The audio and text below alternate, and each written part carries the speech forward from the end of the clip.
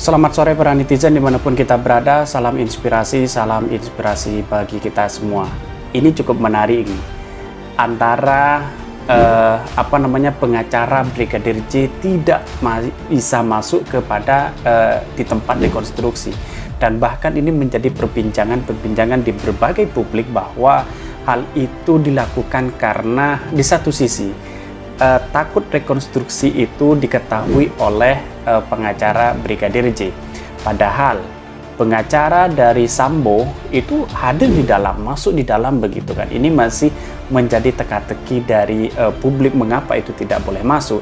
Ada yang menyatakan Sambo mengatakan begini dari wajah publiknya, tapi saya tidak tahu ya, tapi yang pasti dari wajah publiknya pasti ini gara-gara pengacara ini saya begitu kan, pasti gara-gara seperti itu kan.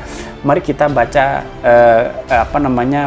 komentar netizen. Tetapi sebelum itu kita lihat cuplikan dari pengacaranya.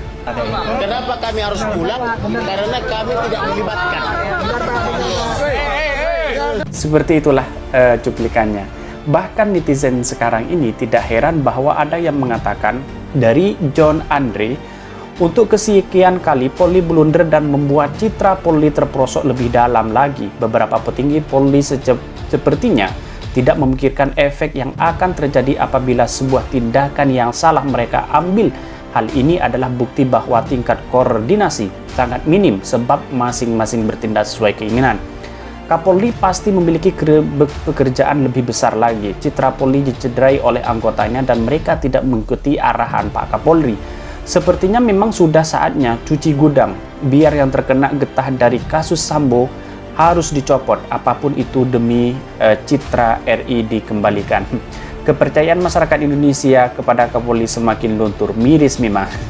Ketakutan akan terus menghantui mereka yang berbuat jahat sampai kapanpun terbukti dan tidak diikut sertakan para pengacara dari keluarga korban oleh Polri. Melihat pengacara korban saja para pelaku sudah pada jiper. Ya, itulah salah satu bentuk kelakuan atau ketakutan apabila kita berbuat jahat. Dari awal saja sudah kelihatan bagaimana ketakutan itu sudah menghadapi atau menghantui para pelaku. Jujur itu pembuat hidup tenang loh, bisa diterima. Dan kenapa si Polri kesannya kayak takut sama Verdi Sambo. Jadi artinya begini, bahwa persoalan tidak boleh masuknya kuasa hukum dari korban atau dari Brigadir J itu tentu mempunyai hak ya. Bahkan Pak Kapolri, Pak Sigit juga menyatakan akan terbuka dan transparan. Maka dari sinilah yang kemudian pengacara Brigadir J itu datang ke sana begitu. Jadi yang dilibatkan itu ya hanya korban, hanya pengacara korban begitu. Artinya kalau ini adalah indikasi ada satu pelecehan, maka kemudian ini harus ditindak secepatnya begitu. Tetapi pelecehannya seperti apa? Apa Brigadir J atau KM Ma'ruf atau Kuat Ma'ruf begitu. Persoalan seperti ini bahwa kalau memang tidak boleh dari pengacaranya ya tidak boleh begitu. Artinya dari pengacara Brigadir J, Sambo aja melihat kalau ada pengacara Brigadir J, saya kena lagi, kira-kira begitu dari raut wajahnya Verdi Sambo itu. Tapi saya lihat dari ajudan yang lainnya itu masih tersenyum, masih memeluk Putri Chandrawati begitu kan. Mari kita baca beritanya seperti ini. Pengacara Brigadir J tidak bisa lihat langsung rekonstruksi. Kok bisa? Rekonstruksi kasus pembunuhan di Duren 3, Jakarta Selatan tidak dapat disaksikan langsung oleh tim pengacara keluarga Brigadir J. Pasalnya penyidik Barreskrim Polri tidak memperbolehkan tim pengacara keluarga Brigadir J untuk memasuki ruangan.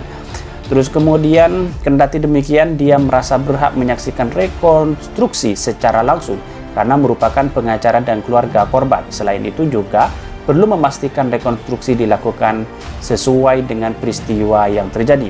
Kamarudin mengakui bahwa pihak datang ke tempat rekonstruksi setelah mendengar pidato Kapolri Jenderal Pol Sigit Prabowo yang menyatakan akan melakukan rekonstruksi secara terbuka. Rekonstruksi tersebut digelar secara transparan dengan melibatkan tersangka, pengacara, penyidik, LPSK, Jaksa Penuntut Umum JPO, Komnas HAM hingga Kompolnas. Terus kemudian Komarudin pun heran dan mempertanyakan alasan hukum pengusiran dirinya dan tim rekonstruksi kepada penyidik. Di sisi lain, Direktur Tindak Pidana Umum Dirtipidum Bareskrim Polri, Brigjen Pol Andirian Jadi mengatakan bahwa rekonstruksi tersebut hanya untuk kepentingan penyidik. Dalam proses rekonstruksi ada 78 adegan yang direka ulang. Verdi terdiri atas 16 adegan peristiwa di Magelang, 35 adegan di TKP Seguling 3 serta 20 adegan di TKP Duren 3 nomor 46. Rekonstruksi tersebut berlangsung di TKP rumah pribadi Irjen Pol Verdi Sambo, Jalan Seguling 3, lalu dilanjutkan TKP rumah dinas Kadipropam di Kompleks Polri Duren 3 nomor 49, Jakarta Selatan. Jadi kalau kita melihat berita ini bahwa apa yang disampaikan oleh tim penyidik itu memang hanya kebutuhan penyidik begitu. Tetapi walaupun kebutuhan penyidik, kenapa publik itu masih tanda tanya begitu? Kenapa kok pengacara dari Verdi Sambo itu bisa masuk? Kenapa pengacara Brigadir J itu tidak boleh masuk? Dan ini yang menjadi pertanyaan publik sampai sekarang. Tetapi publik hari ini sudah cerdas, sudah mengetahui bagaimana hasil rekonstruksi yang sebenarnya, apa yang terjadi sebenarnya. Kalau toh ini adalah ada pelecehan seksual, maka kemudian dari fakta rekonstruksi itu seakan-akan dipaksakan untuk pelecehan seksual begitu. Nah, perlu digarisbawahi ini adalah pembunuhan berencana. Nanti kawal terus kasus ini, hukuman mati atau hukum seumur hidup atau hukuman seumur 20 tahun. Tapi masih tanda tanya begitu kan. Siapapun yang terlibat, kita adil seadil-adilnya. Kita di mata hukum kita sama, yaitu keadilan seluruh bagi rakyat Indonesia. Seperti ini komentar para netizen seperti ini. Dugaan saya, pengacara Brigadir J dilarang melihat besar kemungkinan atas permintaan Verdi Sambo. Terus kemudian itulah indikasi beratnya bahwa institusi ini tidak tulus untuk melakukan transparansi. Nggak usah percaya, nggak akan bisa institusi ini menjalankannya karena sudah carut-marut penuh kebohongan dan rahasia gelap yang perlu disembunyikan dari masyarakat. Maju terus dan tetap bangga Pak Komarudin, jangan kendor sampai keadilan tercatat bagi pendiam Brigadir Yosua dan keluarganya. Selamat malam dan selamat sehat untuk semuanya. Jangan khawatir dan tetaplah berdoa buat Brigadir J. God will make a way. Buat saya pribadi, ketakutan yang akan selalu menghantui masa depan saya dan anak-anak saya ke depan adalah dihadapkan dengan aparat yang kejam yang selalu mengintai nyawa saya dan keluarga saya. Indonesia hukum dan keadilan semua ditampa Polri, meskipun salah dari Kapolri, kata tidak salah, tidak rakyat kecil tidak lebih buat apa-apa. Semoga Pak Presidenku ambil berat pada hukum yang berlaku di negara tercinta ini.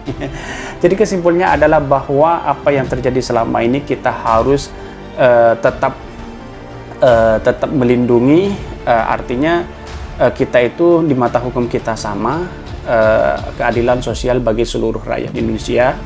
Terus kemudian keluarga Brigadir J tetap kita lindungi, terus kemudian memberikan satu edukasi bahwa hal inilah yang kemudian tidak perlu terjadi terhadap pembunuhan berencana, apalagi di tubuh Polri begitu kan, sebagai propam gitu. Artinya kalau kita ditarik benangnya apa yang terjadi selama ini dan hasilnya, publik itu bisa menilai apa yang terjadi sebenarnya begitu. Itu yang kedua. Yang ketiga adalah bahwa persoalan seperti ini di tubuh Polri kita harus sikat habis-habisan. Pak Kapolri harus berani melakukan itu dan tindakan itu sudah diperintahkan oleh Pak Presiden Jokowi. Kita harus transparansi, kita harus sikat yang ada di dalamnya, yang terlibat di dalamnya. Maka dari sini yang kemudian saya mengapresiasi sekali kepada para pengacara dari Brigadir J yang mengungkap motif ini, apa yang sesungguhnya terjadi. Mungkin itu yang kami sampaikan. Tonton terus channel Hodari Podcast Rakyat ini karena ada berita-berita menarik dan viral setiap harinya. Salam para netizen, salam inspirasi bagi kita semua. Jangan lupa di subscribe channel YouTube Hodari Podcast Rakyat ini.